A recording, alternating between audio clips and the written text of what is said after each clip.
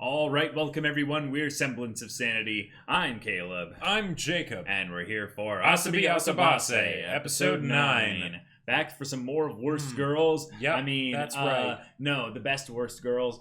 Only the best worst. Only. Yeah, Indeed. last episode was a little bit ridiculous. I feel like it went to new heights or sank to new depths. Yeah. Which is saying something for this show, but apparently now we know that it doesn't take much for Honda to be convinced that she needs to cut out the hearts of virgins because of the Illuminati, or because or God demands it. Yeah. Deus Vult. Yep. And then we also got that absolutely ridiculous game with all the little mini games in between. One of the best long form skits we've had thus far. Oh yeah, because absolutely incredible. It's so easy, I feel like, for comedy skits to get old, especially if they're just depending on the one joke. Sure. That one did not have that problem because it hit you with jokes rapid fire like a machine gun. Yep, just to the point where and over it destroyed you. Yep, like someone's ass. Yep, did. like Honda's ass. Yeah. Yeah. Using 3D for people, mixing 3D and 2D for people in animation, I feel like that, for very good reasons, that is not often done, right? And I never thought that I would actually think that was a good idea, but jiggle physics, man. Jiggle physics for an ass that's being destroyed. Yeah, there you go. Yeah. So, y'all, without further ado, let's get into this. All right, everyone, now be sure to go check out the reaction portion of the video in the description below, then come back here for the discussion.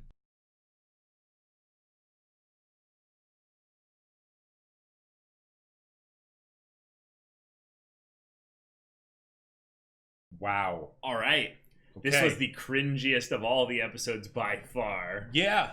And that's saying something. And that's saying something because I think the brother occupies the large majority of it. Mm-hmm. The large majority of it. The whole thing with the sex doll and everything. That was pretty cringy as well. That was cringy, funny because Maeda was involved. It was ridiculous and just and the whole idea that this came about, that this was totally avoidable. Yes. Right? That's what I think added a lot to the comedy. Because at the beginning you have the whole thing of, hey, I kind of want to clear up the situation that I can't speak English and I'm actually fluent with Japanese. Yeah. But of course, because that falls through for reasons, and the fact that it was selfish reasons on the part of Kasumi, I think is just wonderful, and she couldn't even do that properly because she didn't even spell what she was trying to say right. Yep.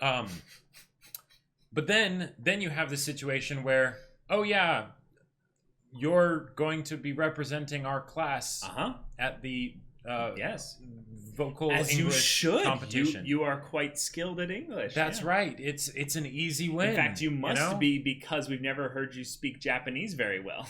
Right. Yeah. The whole idea of there's so much continuity within this show with regards to each character's specific gag that they keep really kind of emphasizing and bringing up leads to drama within the story is fun. Because then we understand the emotional plights of the characters when they're struggling with their own mistakes, kind of bringing about said drama. However, the fact that Hanako is constantly kind of like the leader in most of these things, and can just at a whim just be like, Maeda. He's like, yes, Hanako-san. And he's right there. And we went back and checked, and freaking Kasumi was facing at a 45-degree angle away from her, so that she wouldn't see Maeda. And strangely enough, they didn't ever really show behind Hanako's chair. Yep. Oh my god. There's so much that I love about the way this show does those specific moments where a character will just be looking up into the light with pride and joy, and they're just saying the stupidest shit on the bottom there. It's so good. The whole thing of the using one of your grandpa's many sex dolls to as a model of sorts for the face and everything. Yeah. All right. But then it also I didn't literally scan the faces of one of your grandfather's sex dolls, yeah. But then the fact that it's personality. No, he's saying I absolutely didn't do it. So it's right. basically lying and saying, no, I totally did do it. You know? Yeah. Which is, it's just the right amount of ridiculousness, because there's the absurdity of the fact that they can make a robot that does all this stuff. Right? Yeah. But then there's the fact that, but because of limitations, I just scanned the face of a sex doll. You know? Yeah. There you go. And then, of course, it's vocabulary. I mean, okay. When it comes right down to it, that's not too surprising, because the first thing you learn in any language is the swear words. Is how to curse in that language. Yep. Yeah, absolutely. And as far as languages go, I would say that English is rather well suited for it. You know? I would say it is. I would say that's probably because of the entertainment industry that we have here being so large and prevalent. That probably helps too. Meaning that a lot of people just end up learning in general Well, but a lot of English curse words are very versatile, or I guess I should say American, because it does vary from country to country a lot too. But but like, you can use them for just about anything.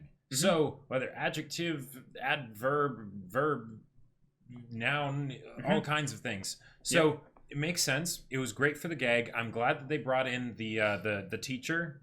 Yes, for this gag in particular, because she's so soft-spoken and everything, that it was the perfect person to react to all of this. Absolutely. And then, of course, they realize, we'll just say that Olivia has, like, a sore throat or something. I wonder why their brains immediately went to sore throat, though. Never mind.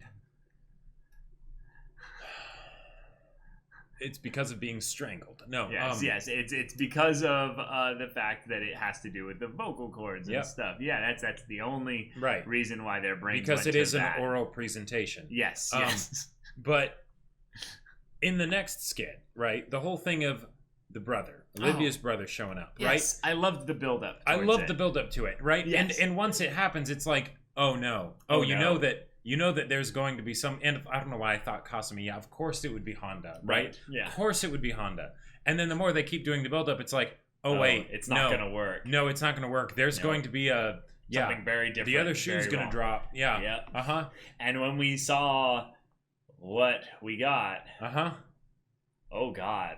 Yep. Oh God. Now, I have to wonder, is this part of a revealing of what makes Olivia also kind of just a dumb person in general, in that she has massive respect and love for her brother because he's her brother, and probably because he is awesome to her, but she sees all of this stuff as being like, oh yeah, like he's legit.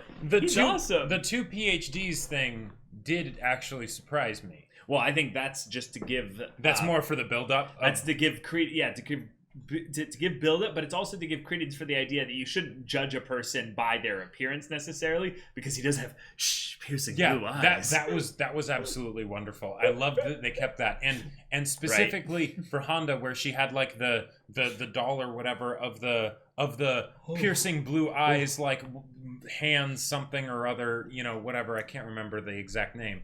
But so the idea that it's like, right. And then also the ability to sort of put only selective bits of information about yourself forward, like the two PhDs and things like that, or the just this much, you know? Yeah. Right?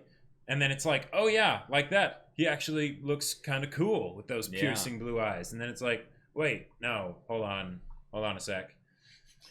Redact that. Yeah. And then I loved that Hanako's reaction to that is he's actually kind of badass in the phone. And right. Kasumi's like, in the phone? Yeah. And it's a thing of where we don't know if this is just another gag joke with the whole thing of, not being able to speak English super well or something like that. Or if it's the whole thing of just looking at his image.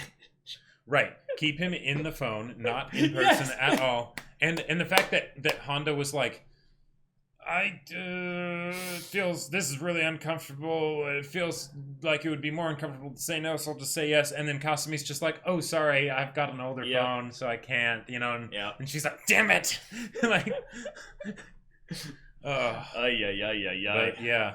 It would be funny though to have a skit where basically Maeda had to basically be the bodyguard of sorts, and he was like, "Yes, I will escort you to some place or something," and we're just like, "Oh, no," and then Maeda is like, "You said what?" Like, he just pops out of nowhere, right? Yeah. Like, excuse me, you don't realize I follow Honda everywhere. And that job is already taken. And again, the idea, like, yeah, I think you really hit the nail on the head, and we've talked about this before, but the continuity in this show is ridiculous. Yeah. And the fact that Honda was there the whole time, and it was Maeda was there behind Honda the whole time, and there was enough self-awareness of the fact that we are expecting this joke, but also that how do we make this internally consistent? Well, he actually was there the whole time. Is he there the whole time? The rest of the time, probably not. But hey, this time, the time when it mattered, you call it out, and prove it. Yeah, there you go. And it's explanation for why Kasumi is constantly looking embarrassed and blushing, because she's like, "Oh my god, this guy's right there, this freaky man," because he's three-dimensional, three-dimensional, and shoots lasers out of his butt. Yep. Oh yeah. Also, the whole bit where Honda is like trying to convince Kasumi to be like on board, that like, "Oh yeah, Olivia's brother, this is gonna be great." Right. And then she's like, the specific way that Kasumi was able to sort of rationalize it. Yes. Oh my. Yes. I love it. I think the more and more we get into the show, the more Honda is basically the best of the three in terms of the entertainment value. Yeah. But there's this strange fascination I have for Kasumi, where like I've seen so many characters like her, and yet every time where she's like, I will be bold, I will make this happen, it kills me inside. She's got a very unique spin on it. Yeah, it's fun. But hey, we got some Olivia focus this episode. We did indeed. Good. We got to learn a little bit more about her family. And I was waiting for them to pull out the picture of like the parents and show that like they just basically took entirely after one parent, yeah, and just different parents, or he took after like an uncle or something. Like that's the thing. It skipped a generation. Sometimes, that's the thing. Sometimes important specific characteristics do skip generations. Yep, it works with diseases of the body and the mind. We'll find out that Olivia actually like bleaches her hair. Well, I think that's something that's very much a possibility. It's very much a possibility, but it also could be something where he actually, dyed his hair too. I don't think he does much of anything to improve or maintain his appearance. Really? Yeah. I don't know. Those seem like very specific and choice glasses. Sunglasses, by the way. To hide the world from his piercing blue eyes. The lower world. Right. Yeah. Yeah. Mm-hmm.